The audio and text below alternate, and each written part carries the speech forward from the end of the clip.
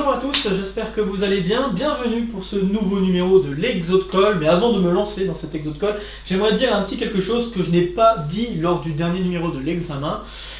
Cet Exode-Call sort tout juste le 6 février 2024 et en fait 3 ans auparavant, exactement le 6 février 2021, sortait le tout premier numéro de l'Exode-Call. Donc en effet, ça fait tout juste 3 ans que la chaîne existe, donc merci beaucoup pour votre soutien de toute forme, que ce soit des commentaires, le fait de vous abonner à la chaîne, ça fait plaisir de voir de plus en plus de monde intéressé par ce que je vous propose, donc voilà, ça donne toujours plus envie de vous en donner davantage en exercice et en contenu mathématique. J'espère également que voilà, ça éveille des passions, on va dire, sur tel ou tel domaine, comme j'ai pu l'entendre dans les derniers commentaires. Mais le truc le plus important que je voulais dire, c'est que qui dit nouvel anniversaire, dit nouveau numéro du pêle-mêle. Alors le nouveau numéro du pêle-mêle, ça ne sera pas pour le mois de février malheureusement, mais je vous le promets, ça arrivera au mois de mars, aux environs des vacances d'hiver. Sans vraiment donner de date précise. Mais en tout cas, rassurez-vous, ça sortira avant les concours d'agrégation et avant les concours de prépa. Plus ou moins comme d'habitude. Exprès pour permettre aux deuxièmes années de classe préparatoire ou aux gens qui vont passer l'agrégation externe de se préparer au mieux éventuellement derrière ces multiples questions que je pose pendant ces pêle-mêle. Bon voilà, maintenant que l'information a été donnée, vous pouvez remarquer que je suis revenu de Montréal, tout va bien en un seul morceau. Mon séjour s'est super bien passé et puis bien sûr je vous en parlerai lors d'un prochain numéro d'une vie de mathématiques. Mais maintenant venons-en à ce nouveau numéro de l'Exode-Call, numéro 83, où nous allons démontrer une identité assez intéressante et intrigante. On va chercher à démontrer que la limite de cette chose est égale à cette intégrale que vous reconnaissez sans doute. Il s'agit en effet de l'intégrale qui définit la fonction gamma de l'air. Donc voilà, on va chercher en fait à exprimer cette intégrale sous la forme d'une limite assez particulière faisant apparaître du n factoriel et quelque chose qui se rapporte à du, je sais pas, quelque chose comme n x plus n sur x factoriel, quelque chose qui ressemble un petit peu à ça. Bon, c'est un peu bizarre, mais voilà, donc c'est assez marrant comme formule. Et on va chercher à démontrer cette chose à l'aide de cette suite d'intégrales. Alors à savoir que c'est un exercice assez classique de deuxième année de classe préparatoire, faisons appel à des théorèmes que vous connaissez certainement, mais je ne vais pas les mentionner tout de suite. Mais j'aimerais aussi dire que c'est un exercice qui est tombé très récemment en agrégation interne. Et ça faisait un moment que je me disais qu'il fallait que je le propose en Exode-Call, j'aurais peut-être dû le proposer plus tôt. Malheureusement les circonstances n'ont pas fait que j'ai eu la possibilité de le faire, mais c'est pas grave. Mais c'est aussi un exercice qui peut servir de lemme pour un plus gros résultat que je vous présenterai plus tard sur la chaîne, qui s'appelle le théorème, ou en tout cas le résultat de Bohr-Muller-Up. Et c'est un résultat assez intéressant concernant la fonction gamma. En fait, c'est un moyen de la définir grâce à de la log-concavité. J'y reviendrai plus tard, c'est pas le propos de cet exercice aujourd'hui. J'aimerais essentiellement vous démontrer cette chose. Et donc voilà, comme je l'ai dit, c'est un exercice tout à fait faisable en deuxième année de classe préparatoire. Il y a déjà eu des sujets concours qui tombent sur ce sujet, notamment il y a 10 ans de ça, un petit peu plus de 10 ans de cela, quand j'étais en deuxième année, un peu moins de 10 ans de cela je devrais dire, quand j'étais en deuxième année de classe préparatoire. Donc voilà, c'était un sujet qui était tombé en CCP. Et j'ai déjà vu d'autres sujets à aborder ce genre de choses, pas forcément directement, mais voilà, des exercices qui étaient assez liés à ce genre de résultats. Donc je pense que ça fait partie des incontournables de classe préparatoire, mais également d'agrégation. Et donc voilà pourquoi cet exercice a sa place dans cette banque. Bon, maintenant que je vous ai dit tout ce que j'avais à dire concernant la chaîne et cet exercice, je vous invite donc à faire une petite pause sur la vidéo, comme d'habitude, pour essayer de résoudre cet exercice avant que je ne vous dise quoi que ce soit.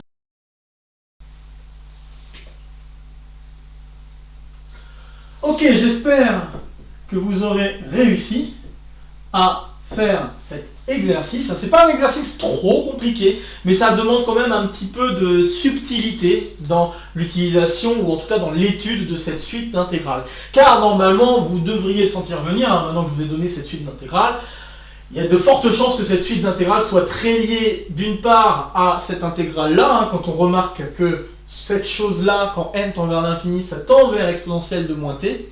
On se dit, bon, il y a peut-être moyen d'utiliser un fameux théorème notamment le théorème de convergence dominée, pour se mener de là à là. Et puis l'expression qu'on a ici, on pourrait se dire que c'est fortement lié à cette suite d'intégrales. Donc en effet, en regardant cette suite d'intégrales de deux manières, soit en regardant la limite d'une part, soit en cherchant à la calculer, eh bien on va pouvoir démontrer l'identité suivante.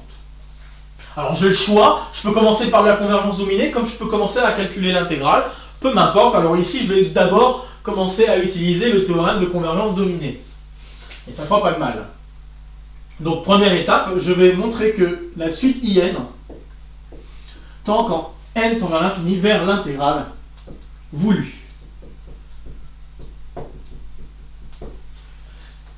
Et donc pour le démontrer, on va utiliser le théorème de convergence dominée. Alors pour utiliser le théorème de convergence dominée, il nous faut une suite de fonctions. Il faut que cette suite de fonctions soit continue, qu'elle converge simplement vers la fonction que l'on souhaite, et que de plus, cette suite de fonctions soit dominée. Hein, c'est la propriété donc, de convergence dominée, hein, la plus importante.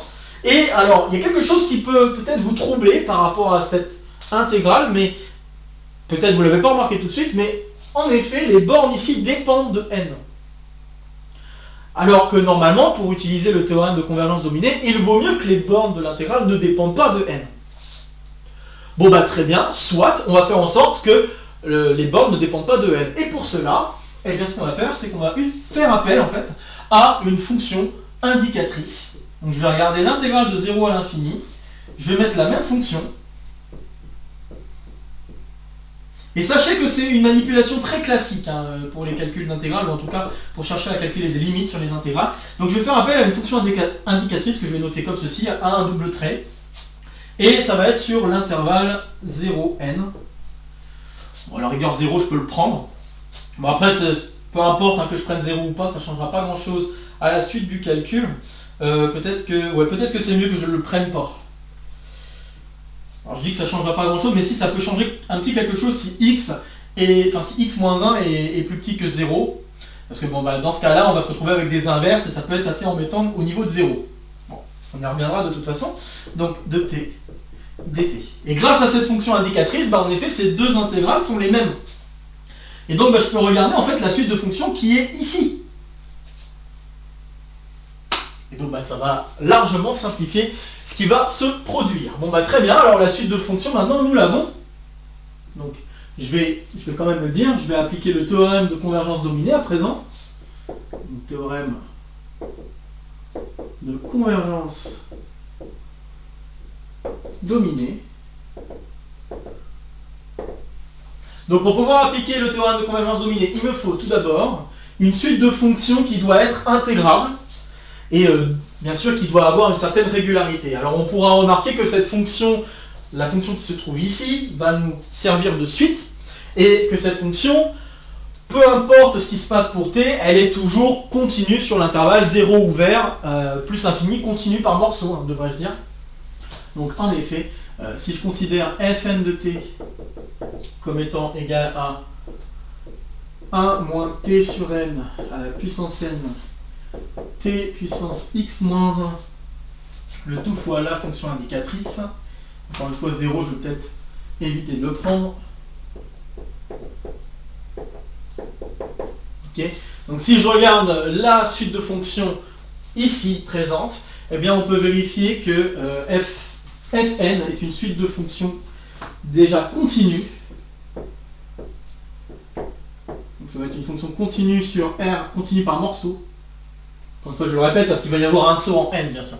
Donc c'est une fonction continue par morceau sur l'intervalle 0 plus infini, 0 non pris.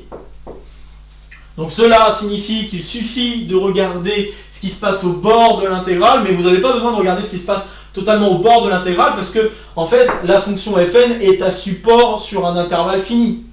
Donc si fn est une fonction déjà continue sur un intervalle ouvert, limite fermé au bord, donc fermé à n notamment, eh bien ça suffit amplement pour pouvoir dire bah en fait la fonction ici elle est bien, elle n'aura pas de problème d'intégrabilité au voisinage de plus infini. Le seul problème important ça va être en 0.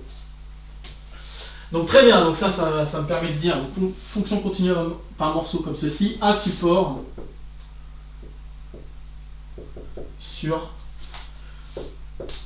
0n. Donc sur un intervalle fini. Donc ça signifie qu'il n'y a pas de problème d'intégrabilité au voisinage de plus infini. Donc Fn est intégrable sur 1 plus infini. Maintenant, qu'en est-il pour en 0 ? En 0, on voit que le comportement de cette fonction va être équivalent à t puissance x moins 1, mais comme x est supposé strictement positif, x moins 1 est donc plus grand strict à moins 1, et par les intégrales de Riemann, on conclut que la fonction va bien être intégrable aux alentours de 0. Donc, en effet, en 0, on a le fait que 1 moins t sur n à la puissance n fois t puissance x moins 1, c'est équivalent, donc quand t tend vers 0, à t puissance x moins 1. Or, par les critères de Riemann,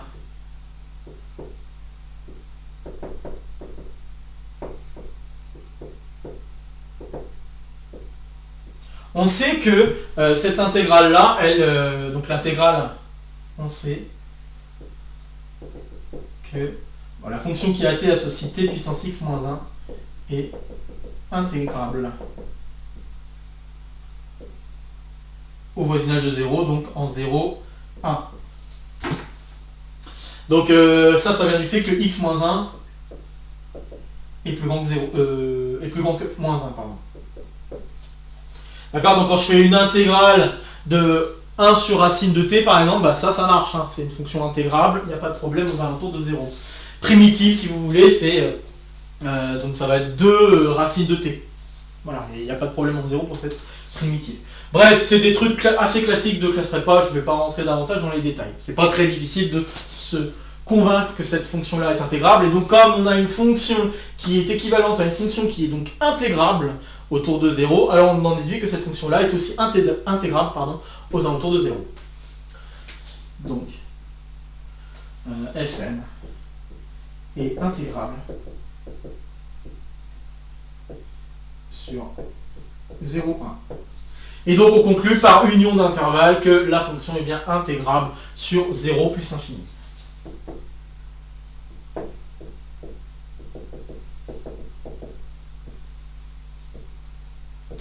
Et voilà le premier point vérifié. Ok, super. Donc ça c'est bien. Maintenant, j'ai donc ma suite de fonctions. Elle est continue par morceaux, c'est cool. Elle est intégrable sur tout R plus étoile. Pas de problème non plus, on est content. Maintenant, il faut voir si la suite Fn converge simplement vers une fonction. Et ça c'est pas très difficile, hein. Je pense que vous devriez le sentir venir. Hop.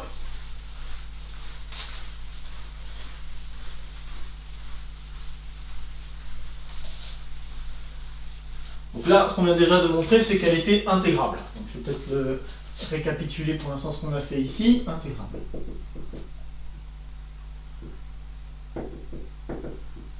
Maintenant, qu'en est-il de la limite? Voilà, c'est pas très difficile, il suffit déjà de regarder la limite quand t tend vers l'infini de ce truc-là, quand n tend vers l'infini de ce truc-là, pour t fixé.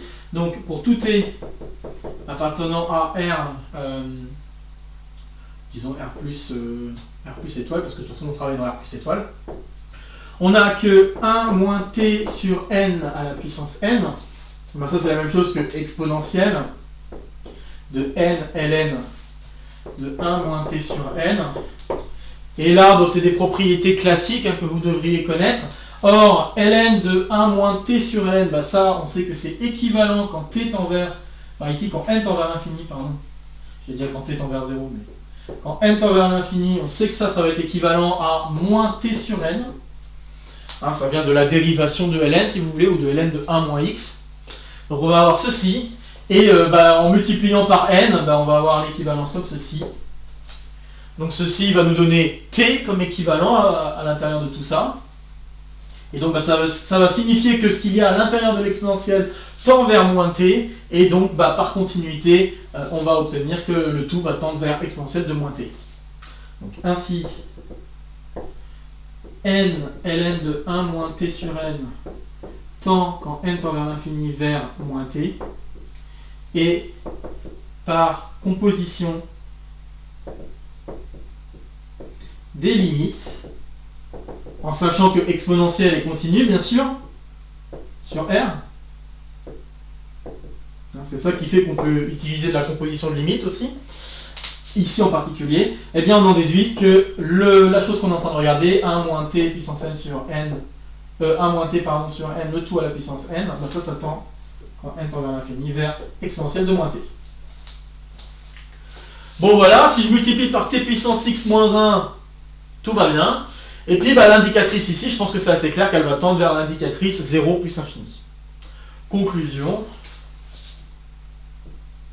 avec ce que j'ai dit un peu à l'oral, on va avoir que la suite fn de t tend, quand n tend vers l'infini, vers la fonction qu'on peut appeler f de t, qui est égale à exponentielle de moins t, t puissance x moins 1. Donc ce qui est exactement la fonction à laquelle on s'attendait.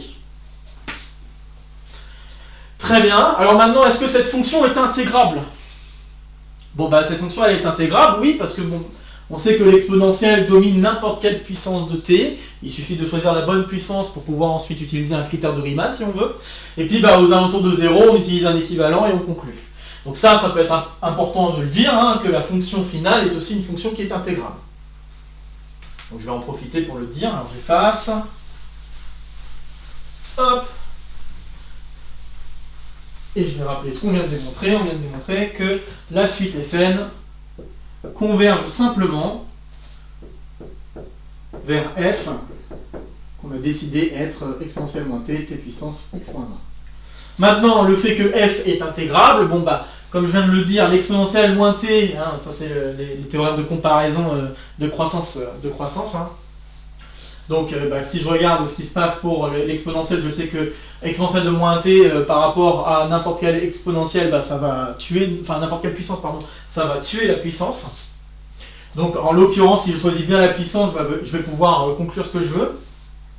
Et donc si je veux pouvoir conclure ce que je veux, je pense que le bon choix à faire, réfléchissons 2 secondes, c'est peut-être par exemple le t puissance.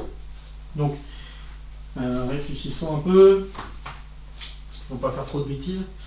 Mais si je prends t cube peut-être par exemple, voilà. Donc je sais que exponentielle moins t est négligeable devant 1 sur t cube. Donc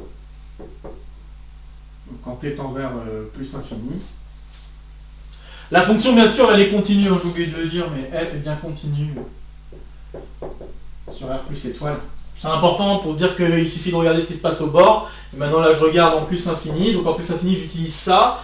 En multipliant par t puissance x moins 1, j'obtiens que c'est un petit taux de finalement t puissance x moins 1 sur t cube. Ok, mais je sais que x est supposé strictement positif. Donc le fait de savoir que x est strictement positif, ça me permet de dire que ce quotient de puissance, je suis en train de me demander si j'ai pas fait une bêtise. Ah oui non, faut pas que je prenne t cube. Ok, j'ai compris. Faut pas que je prenne t cube, faut pas que je fasse n'importe quoi. Donc ce que je peux faire c'est juste x.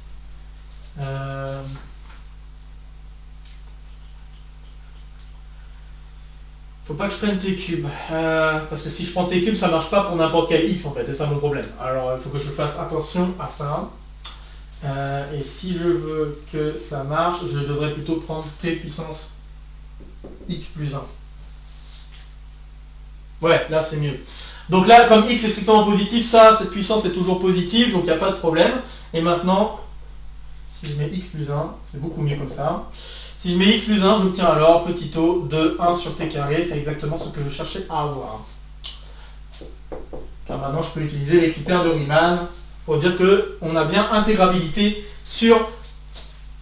au voisinage de plus infini. Donc voilà. Or, la fonction qui a été associée 1 sur t carré est intégrable sur, disons, 1 plus infini. Donc, la fonction qu'on regarde, elle est intégrable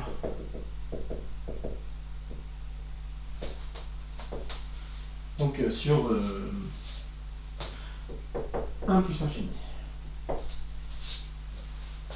Très bien, et puis ensuite, maintenant que j'ai vu ça, il faut que je regarde ce qui se passe en 0. En 0, c'est facile. T puissance x moins 1 exponentielle moins t, ça je sais que c'est équivalent quand t tend vers 0 à t puissance x moins 1, et on l'a déjà vu hein, il y a quelques instants, on a déjà vu que cette chose-là est bien intégrable grâce au critère de Riemann.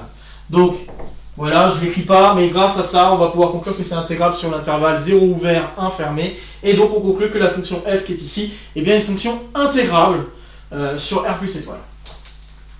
Bien, n'hésitez pas à faire des pauses ou à faire demi-tour si vous voulez réentendre les phrases, hein, encore une fois, hein. C'est fait pour ça, le support vidéo, donc vraiment, n'hésitez absolument pas. Et de même, si vous avez des questions, n'hésitez pas à laisser en commentaire, ça me fera plaisir d'essayer d'y répondre. Donc voilà, là on vient de démontrer que cette chose-là, elle est intégrable. Intégrable sur R plus étoile. Ok, il me reste maintenant une question de domination.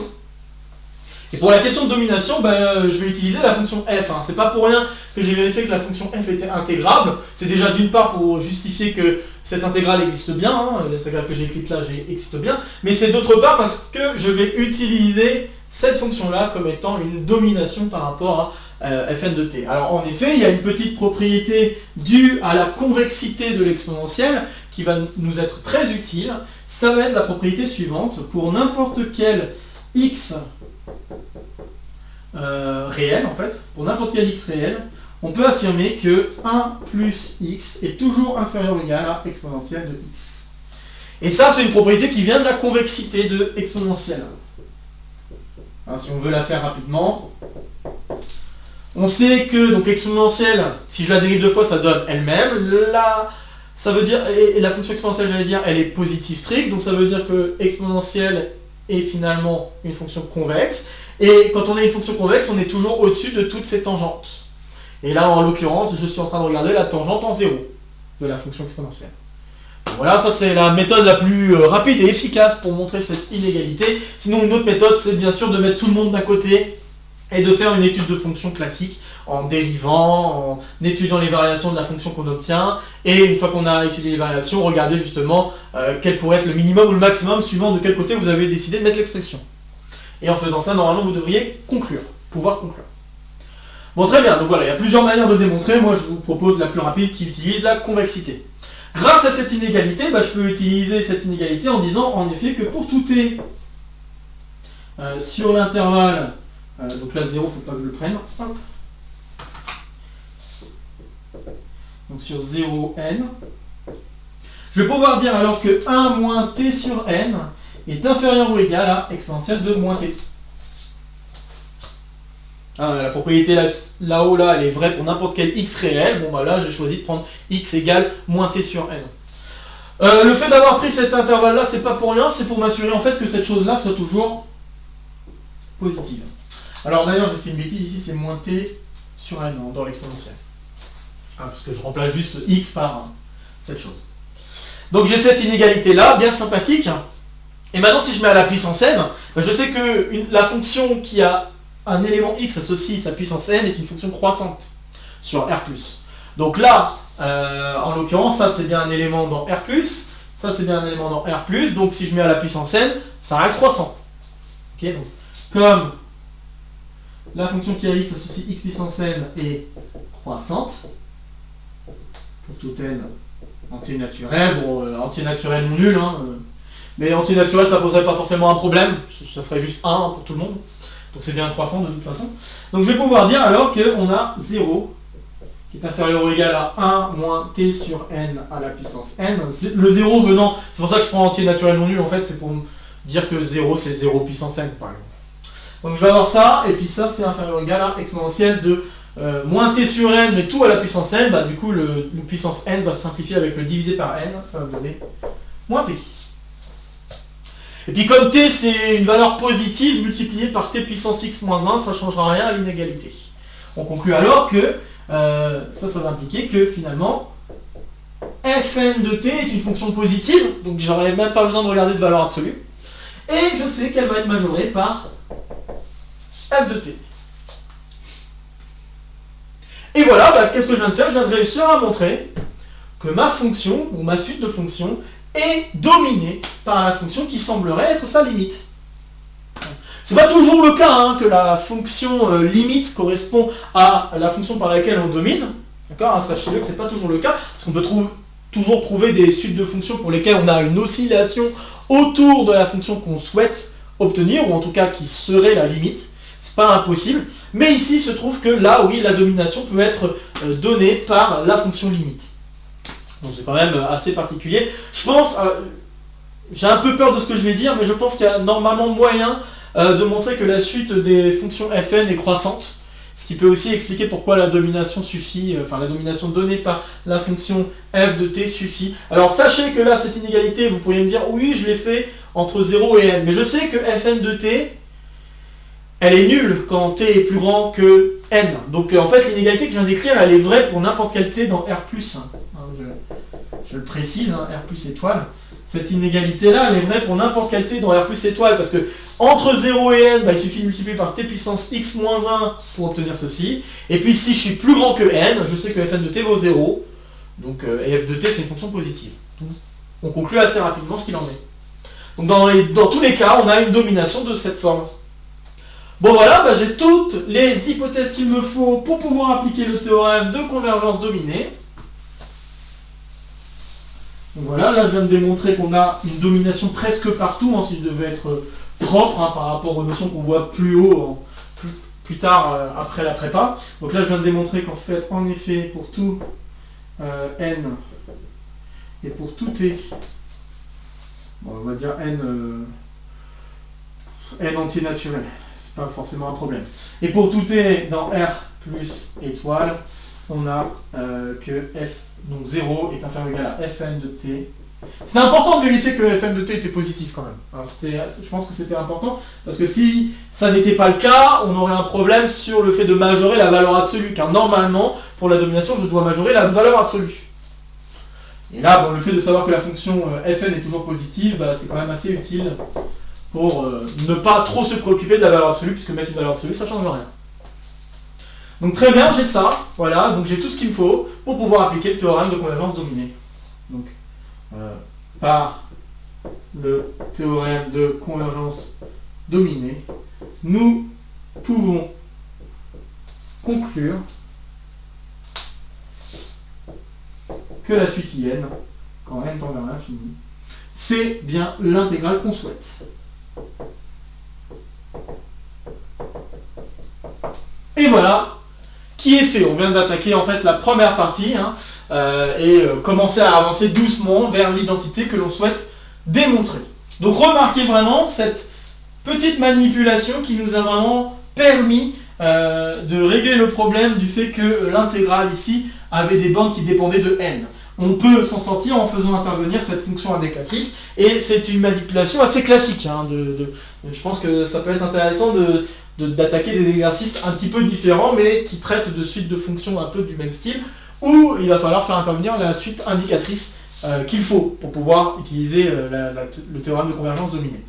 Donc voilà, sachez que ça c'est une technique assez usuelle et je pense que ça peut être bon de le travailler un petit peu à travers peut-être d'autres intégrales que celles que je vous ai proposées ici. Bon alors on vient donc de démontrer le premier point, IN tend bien vers la suite qu'on veut. Maintenant, eh bien j'affirme en fait que IN on peut la calculer et que IN vaut exactement la fraction écrite ici. Donc ça va être le deuxième point de la preuve. On va démontrer alors que IN est en fait égal à la chose qu'on veut. Donc ça sur x fois x plus 1 jusqu'à x plus n. Donc pour tout n appartenant aux entiers naturels, ou je peux mettre entier naturel je pense, et pour tout x réel positif non nul. Bien, le fait d'avoir vérifié que fn était bien une fonction intégrable me permet de dire que l'intégrale existe, il n'y a pas de problème là-dessus. Il faut juste calculer.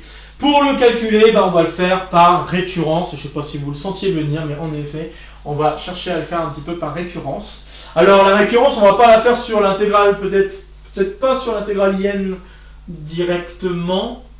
quoique. Mais on peut le faire plutôt sur une intégrale qu'on obtiendrait grâce à un petit changement de variable. Là, le changement de variable que j'aimerais vous proposer, c'est de poser u égale t sur n. Ok. Donc si je pose u égale t sur n, qui est un changement de variable tout à fait licite, hein, c'est un changement de variable linéaire, donc c'est un diffeomorphisme, tout ce que vous voulez, toutes les propriétés que vous voulez sont vérifiées. Et donc je vais pouvoir écrire que in, c'est égal à l'intégrale de 0 à 1, puisque du coup t égale 0, ça fait 0 sur n, ça fait 0, et puis t égale n, donc n sur n, ça fait 1. Ok, j'ai cette borne supérieure là, c'est bon. Je remplace, donc j'ai 1 moins t sur n qui devient u, à la puissance n. Le t puissance x moins 1 va devenir nu à la puissance x moins 1. Et puis là, attention, on fait attention à ça. Donc si je regarde la relation que j'ai écrite, je vois que nu est égal à t. Et si je dérive, j'obtiens que ndu égale dt. Donc attention, il y a le changement de variable implique un petit quelque chose au niveau de la différentielle dans l'intégrale. Je vais pouvoir écrire qu'on a ndu.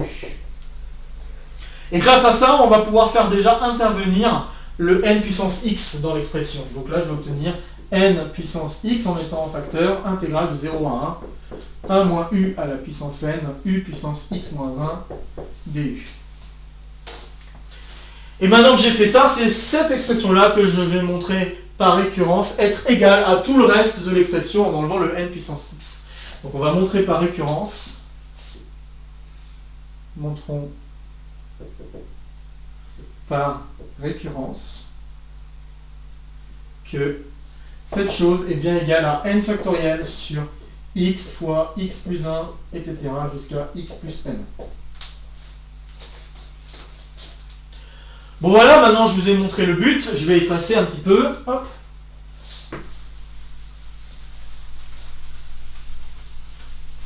Encore une fois, n'hésitez pas à faire des pauses ou à faire demi-tour au besoin. Donc on va démontrer la proposition suivante par récurrence. L'intégrale de 0 à 1, récurrence sur n, hein, de 1 moins u à la puissance n, u puissance x moins 1 du est égal à n factoriel sur x fois x plus 1 jusqu'à x plus n. Donc on veut montrer cette propriété pour tout n entier naturel et pour tout x dans R plus étoile. Bon, alors pour faire une preuve par récurrence, on fait comme d'habitude, on commence par l'initialisation. Ici, je vais commencer avec n égale 0. Donc si je commence avec n égale 0, on se retrouve avec une intégrale toute simple, l'intégrale de 0 à 1, u puissance x moins 1 du. Et ceci me donne u puissance x, hein, c'est une primitive facile, hein, u puissance x sur x. Donc u puissance x sur x, hein, puisque x est différent de 0, hein, je peux donner cette primitive sous cette forme, il n'y a pas de ln. Donc j'ai 0, 1. Et puis si je calcule, en 0 ça fait 0, en 1 ça va faire 1, et j'obtiens 1 sur x. Et 1 sur x, c'est bien égal à 0 factoriel sur le produit qui va jusqu'à 0. Bon voilà, tout va bien. Donc voilà, première étape vérifiée, P0 est vrai. Ensuite, on fait l'hérédité. Je ne vais pas écrire les phrases. Je vais effacer juste pour qu'on ait la place. Je n'écris pas les phrases, mais je les dis juste à l'oral. On fixe un entier naturel. On suppose que Pn est vrai. On va montrer que Pn plus 1 est vrai. Voilà les phrases qui doivent toujours apparaître quand on fait une preuve par récurrence. Okay, donc je ne les écris pas, mais je les édite et prenez ça comme rédaction propre.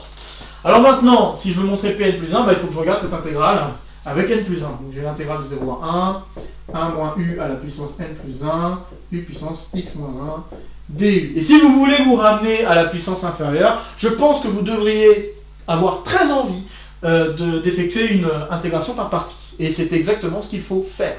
Donc si je fais une intégration par partie, en prenant une dérivée de ce qui va se passer ici et une primitive de u puissance x moins 1, je vais obtenir entre crochets 1 moins u à la puissance n plus 1 fois u puissance x sur x, le tout à calculer en 0 et en 1, moins, et là si je dérive cette chose, la dérivée de cette chose, ça va donner moins 1 fois n, fois n plus 1, pardon, fois cette chose à la puissance n. Ouais, c'est ça. Donc moins plus, à cause du moins donné par la dérivée à l'intérieur de la parenthèse, intégrale de 0 à 1, et là je vais avoir n, enfin n plus 1, je vais y arriver, j'ai dit n plus 1, donc n plus 1, c'est ça, oui, donc n plus 1, le tout fois 1 moins u à la puissance n, u puissance x sur x du. Le crochet que j'ai écrit ici, on peut remarquer que si je calcule en 1, comme n est un entier naturel n plus 1 et donc plus grand que 1, donc cette chose-là, si je la calcule en 1, ça donne 0, hein, ça fait 0 puissance quelque chose de positif strict. Et ici, bah, là pareil, hein, u puissance, enfin 0 puissance x avec x strictement positif, ça donnera 0. Donc en 0 ça fait 0, en 1 ça fait 1, on conclut alors que le crochet fait 0. Et donc finalement que cette intégrale est égale à l'intégrale qu'on obtient en faisant ceci. Donc il y a le n plus 1 qui sort, il y a un x qui sort, et là on a u puissance x du. Et là j'utilise l'hypothèse de récurrence. Alors vous pouvez me dire, oui mais l'intégrale qui est ici, elle ne ressemble pas trop à l'intégrale qui est ici. C'est pas grave, hein, la propriété j'ai dit qu'elle était vraie pour n'importe quel x positif non nul. Donc pour n'importe quel x positif non nul, bon bah si x est positif non nul ici, ça veut dire que x-1 est aussi positif non nul, c'est pas forcément un problème. Il faut juste remarquer qu'en fait le u puissance x qui est ici, c'est la même chose que u puissance x plus 1 moins 1. Et donc il faut se rendre compte qu'il faut remplacer x par x plus 1 dans l'expression qui est ici.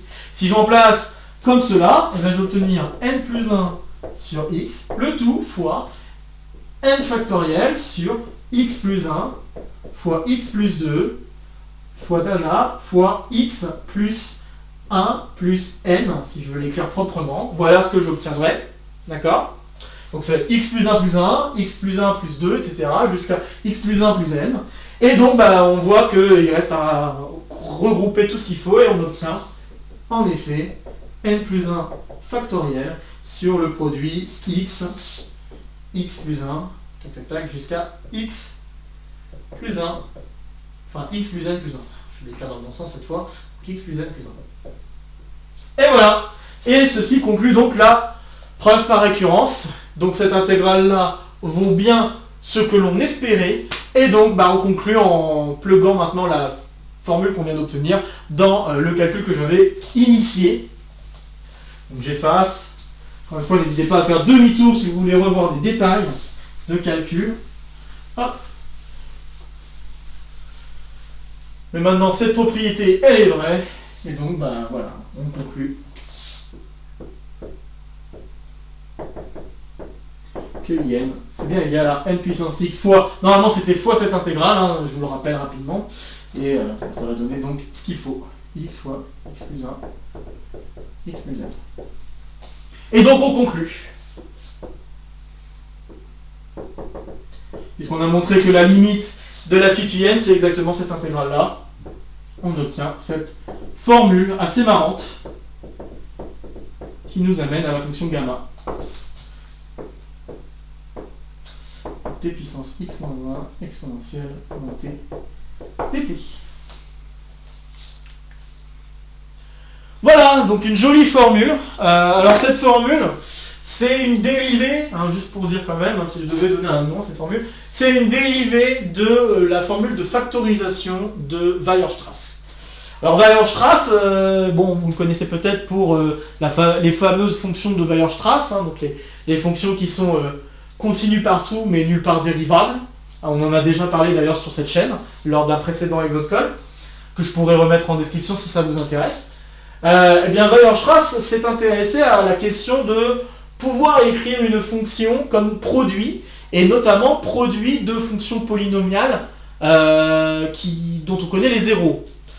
Donc en l'occurrence, par exemple, sinus, juste pour vous donner un exemple, sinus x, il y a moyen de l'écrire sous la forme d'un produit utilisant ces zéros. Alors si je ne dis pas de bêtises, sinus de pi x peut s'écrire pi fois x fois le produit des 1 moins x. Alors ça demande un peu de justification bien sûr. Donc c'est égal à ça pour n allant de 1 à l'infini. Ça demande un petit peu de justification quand même, hein, c'est pas un résultat trivial du tout, mais c'est une des formules qu'on peut obtenir grâce aux formules de factorisation de Weierstrass. Donc en fait, il s'est beaucoup intéressé à la question de pouvoir écrire des fonctions entières, quand on travaille donc avec l'analyse complexe, des fonctions entières qui pourraient s'écrire sous la forme de produits où la fonction s'annule. Donc là, en l'occurrence, le fait de regarder pi fois x, on voit que sinus va s'annuler à des multiples de n, hein, si je dis pas de bêtises. Et à chaque fois qu'on va avoir un... Donc là, oui, à chaque fois, oui, donc, je dis des multiples de n, c'est des multiples de pi, et des multiples de pi, là, on les obtient en prenant x un entier relatif. Et donc là, on voit en l'occurrence que le produit va s'annuler à chaque fois qu'on tombe sur un entier relatif. Voilà, ça c'est un des trucs intéressants qu'a regardé Weierstrass, et il a pu obtenir des résultats, notamment le fait que n'importe quelle fonction entière, sous certaines petites conditions concernant les zéros, où se trouvent les zéros, on va pouvoir les écrire sous la forme d'un produit. Et donc en fait, ce résultat-là est un pendant d'une écriture sous la forme produit donnée par Weierstrass, hein, donc une formule de Weierstrass. Alors si je ne dis pas de bêtises, je vais tenter de le faire un peu de mémoire. Si je ne dis pas de bêtises, les formules de factorisation peuvent permettre de mettre en avant qu'on a gamma de x qui est égal à exponentielle de moins gamma x sur x, le tout fois le produit. Alors, le produit de 1 plus x sur n, le tout puissance moins 1. C'est ça. Le tout fois exponentielle de... Alors, je ne sais plus si c'est moins ou si c'est plus. C'est peut-être un moins. Bon, ça demande à vérifier quand même là, ce que je viens d'écrire. Mais, donc on peut s'amuser. En fait, la chose amusante à faire, là, maintenant que je vous ai donné cette formule, donc la valeur de gamma, hein, si vous vous posez la question, la valeur de gamma, c'est bien la constante d'Euler-Maclaurin. Donc c'est-à-dire c'est la limite de la somme harmonique moins ln de n. D'accord. Donc le gamma ici, c'est la limite, quand n tend vers l'infini, de la somme 1 sur k allant de 1 à n, moins ln de n.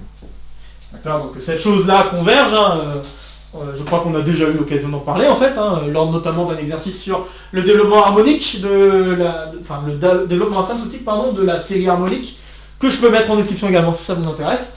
Donc voilà, alors comment on peut passer de l'un à l'autre, moi je peux peut-être le faire, hein, je pense que c'est un joli petit exercice. Je vais même me permettre d'effacer un petit peu, donc je vais effacer ça par exemple. Hop.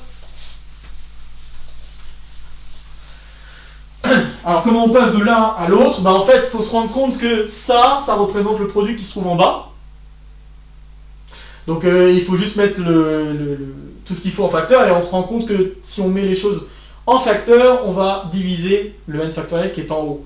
Donc en effet, n puissance x fois n factoriel sur x fois x plus 1 jusqu'à x plus n, ça peut se réécrire comme n puissance x, le tout fois le produit, donc des 1 plus x sur n, donc en divisant par x sur k, pardon, pour k allant de 1 à n. Alors j'oublie juste un truc, et que je vais mettre ici en facteur, et il ne faut pas oublier le diviser par x tout seul. Donc on va avoir ça, grâce au fait que n factoriel c'est le produit des k, et il suffit de simplifier. Ça c'est au dénominateur. Et maintenant il faudrait que je fasse intervenir ces exponentielles un peu bizarres ici. Pour les faire intervenir, alors c'est là où je me dis que ça devait peut-être être un plus. Ok. Donc pour les faire intervenir, en fait je vais utiliser le fait que n puissance x c'est la même chose que exponentielle de x fois ln de n. Et donc en faisant ça, on va se retrouver avec exponentielle de x fois ln de n. Donc ça, ce que je viens d'écrire, ça correspond à n puissance x.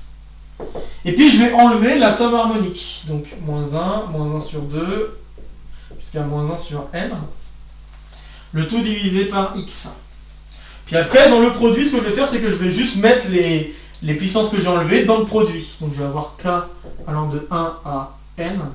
Donc de 1 plus x sur k moins 1, le tout fois exponentielle donc de x sur n. Donc voilà, là ça me permet de vérifier qu'en effet c'est pas c'était pas un moins, c'était bien un plus ici. Donc je vais me retrouver avec cette formule, et puis là maintenant, voyez par vous-même, quand n tend vers l'infini, on va se retrouver avec en effet un produit qui va tendre vers l'infini de ces choses-là, Donc ça très bien. Exponentielle, donc x sur r, donc qui est ici le exponentiel de x sur k d'ailleurs. Voilà. Et puis, le gamma qui va apparaître comme limite de ce qu'il y a en facteur ici. Donc voilà, en effet, la formule qu'on vient de démontrer, c'est une variante, hein, la formule, la limite ici, c'est une variante de la formule de factorisation de Weierstrass. Et il en existe pas mal. Alors c'est vrai que je l'ai effacé, c'est un peu bête, mais la factorisation que j'ai donnée là de sinus pi x, c'était notamment la factorisation à laquelle avait pensé Euler quand il a proposé une première preuve du problème de Bâle, donc le fameux problème où il faut calculer la somme des 1 sur n carré. Et car son idée à partir de la factorisation de sinus x, là, sinus pi x, c'était de regarder notamment le terme qu'on obtient en x carré. Et quand on regardait le terme qu'on obtenait en x carré, on obtenait exactement d'un côté la somme des 1 sur n carré, peut-être avec un moins, des moins 1 sur n carré, et puis de l'autre côté, pour avoir le terme en x carré, il suffisait de penser à dériver deux fois et de regarder en une bonne valeur, donc notamment en x égale 0. En faisant ça, alors je ne sais plus si c'était x égale 0, c'est peut-être pas x égale 0. Et ouais, il ne faut pas dériver deux fois, il faut dériver trois fois, pardon. Il faut dériver trois fois et regarder en x égale 0 pour avoir la conclusion. Et en faisant ça, il arrivait à conclure à sa manière, même si la preuve n'était pas très propre, il arrivait à conclure à sa manière que la somme des 1 sur n carré, c'était égal à pi carré sur 6. Donc bon, je peux m'amuser à faire ça rapidement si vous voulez, hein, c'est le petit plus que j'aimerais vous proposer autour de cet exercice. Mais voilà, à savoir que ce qu'on vient de démontrer, c'est une preuve d'une factorisation de la fonction gamma, hein, donnée par Weierstrass. Donc là, l'autre factorisation que j'avais donnée, c'était celle-là, hein, donc sinus pi x est égal à pi x produit, donc produit pour k allant de 0, pas 0, 1, pour k allant de 1 à l'infini, donc de 1 moins x sur k carré. Bon là j'ai mis un k au lieu de mettre un n, mais c'est pas grave. Et donc si je veux obtenir la somme des 1 sur k carré, il suffit que je regarde le terme en x carré dans le produit. Et pour obtenir le terme en x carré dans le produit, on se rend compte qu'il va falloir regarder, dériver trois fois la fonction et regarder ce qui se passe en 0. Donc si je fais ça, alors ici en regardant ce qui se passe pour la somme, donc là je vais obtenir moins pi fois la somme, que je fasse pas de bêtises, donc des 1 sur k carré. Donc il a fait ça d'un côté, et de l'autre côté, il a regardé, en fait, de l'autre côté, il a regardé le développement limité de la fonction sinus, hein, si vous voulez, hein, c'est une autre façon de comprendre. Donc là, c'est en regardant le terme en x carré. Donc, plus précisément, c'est plutôt le terme en x cube qu'on est en train de regarder, parce qu'on a un fois x qui est ici. Okay, donc si je regarde le terme en x cube qu'on obtient, on obtient cette chose, d'un côté, et de l'autre côté, il faut que je dérive trois fois la fonction sinus, et que je le calcule en 0, donc si je dérive trois fois la fonction sinus, je vais obtenir, donc, faut pas que je fasse de bêtises, hein, dérivée de sin c'est cos, je vais faire un petit dessin juste pour être sûr, donc dérivée de sin c'est moins cos, voilà, donc moi j'ai bien fait, c'est moins... Non, c'est cos, pardon, excusez-moi. Donc la dérivée de sin, c'est cos, parce que cos est positif et la fonction sin est croissante aux alentours de 0. Donc voilà. Donc dérivée de sin, c'est cos, dérivée de cos, c'est moins sin, et puis re, donc ça va faire moins cos. Donc on va avoir pi cube avec un moins cos en 0. Et il ne faut pas que j'oublie de diviser par ce qu'il faut, parce que comme j'ai regardé ce qui se passe au bout d'un certain rang, là je vais avoir un 3 factoriel qui va traîner. Donc là c'est en regardant le développement limité, je viens d'effacer là. Je fasse mieux. Donc là, je vais avoir moins pi cube cos pi fois 0, le tout divisé par 3 factoriel. Donc là, c'est en regardant le développement limité. À l'ordre 3, on va dire, ça suffit. Et en faisant correspondre les coefficients. Donc si je regarde les coefficients que j'obtiens de chaque côté, en simplifiant, j'obtiens bien cosinus de 0 qui fait 1, les pi qui simplifient et qui me donnent pi carré. 3 factoriel, c'est 6. Voilà, et ça, c'était la preuve de l'air. Hein. Donc là, je vous fais... pour le fun, ça c'était la preuve de l'air, qui n'est pas tout à fait correcte, hein, car ça demande, il y avait quand même pas mal de justifications à faire pour que cette preuve soit valide. Maintenant, parce qu'il n'y avait pas encore la formule de factorisation de Weierstrass, je crois, quand il a pensé à cette idée-là. Donc c'est-à-dire qu'il pensait déjà à une formule, en tout cas on voit que dans la communauté mathématique il y avait déjà une question de chercher à factoriser une fonction sous la forme de produit de ces zéros, hein, donc produit de x moins quelque chose. Il y avait déjà un petit peu cette idée-là, et en utilisant cette idée-là, Euler avait proposé une première preuve de cette fameuse formule, hein, de la somme des 1 sur k carré vaut pi carré sur 6, en jouant avec notamment ce développement donné par la factorisation de Weierstrass. Donc voilà, bon, je termine ma parenthèse, hein. Là je me permets de faire pas mal de déviations, mais je pense que j'en ai fait suffisamment. Donc voilà, si ça vous intéresse, vous pourrez toujours jeter un coup d'œil à ces questions de factorisation de Weierstrass. Je trouve que c'est un sujet assez intéressant. Et puis voilà, donc cet exercice sert un petit peu de préliminaire à un prochain exercice qui sortira sur la chaîne. Pas sûr que ce soit la semaine prochaine, mais en tout cas un prochain exercice est prévu et ce sera autour du résultat de Bohr-Moller-Up, qui est un résultat qui caractérise la fonction gamma à l'aide d'une question de log concavité. Voilà, et ça permettra d'aller un petit peu plus loin sur ce sujet notamment d'agrégation interne qui est tombé il y a très peu de temps par rapport à cette vidéo. Bon, bah, ça me permet de conclure cet épisode. Donc, comme d'habitude, n'hésitez pas à partager la vidéo si vous connaissez des camarades qui pourraient être intéressés par cet exercice ou par le contenu de la chaîne de manière un peu plus générale. N'hésitez pas à laisser en commentaire vos questions, vos remarques, vos retours concernant cet exercice. Comme d'habitude, je vais me planter. Ici, ça sera pour vous abonner et n'oubliez pas d'activer la clochette pour avoir les dernières news de la chaîne. N'hésitez pas non plus à me soutenir. Et puis, de nouvelles vidéos vont se proposer à vous pour continuer à faire le tour de la chaîne. Sur ce, je vous souhaite une bonne semaine et je vous retrouve très vite pour de prochaines aventures mathématiques. Portez-vous bien et à très bientôt. Salut à tous!